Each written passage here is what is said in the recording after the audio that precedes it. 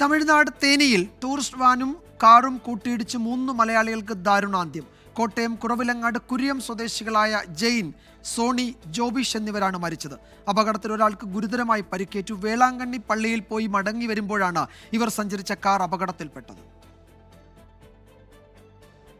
ഇന്ന് പുലർച്ചെ 5:45 അപകടമുണ്ടായത്. തേനി ജില്ലയിലെ പെരിയകുളത്തിനടുത്ത് വെച്ചായിരുന്നു അപകടം.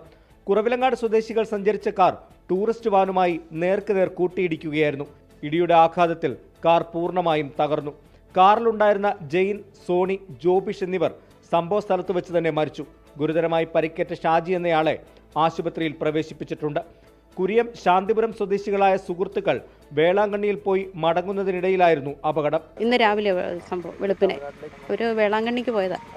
എല്ലാ വർഷവും പോകുന്നതാണ്, പോയിട്ട് തിരിച്ചു വന്ന വഴിയാണ്. നടപടികളൊക്കെ എല്ലാം തന്നെ സ്പീഡിൽ, ഇവിടുന്ന് നമുക്ക് ചെയ്യാൻ പറ്റുന്ന എല്ലാ കാര്യങ്ങളും സ്പീഡിൽ തന്നെ ചെയ്യുന്നുണ്ട്. ഇടിയുടെ ആഘാതത്തിൽ ടൂറിസ്റ്റ് വാനും റോഡരികിലേക്ക് മറിഞ്ഞു. വാനിലുണ്ടായിരുന്ന 18 പേർക്കും പരിക്കേറ്റിട്ടുണ്ട്. അപകടത്തിൽ ദേവദാനപ്പെട്ടി പോലീസ് കേസെടുത്ത് അന്വേഷണം ആരംഭിച്ചു. പോസ്റ്റ്മോർട്ടത്തിന് ശേഷം മൃതദേഹങ്ങൾ രാത്രിയോടെ നാട്ടിലെത്തിക്കും. 24 കോട്ടയം.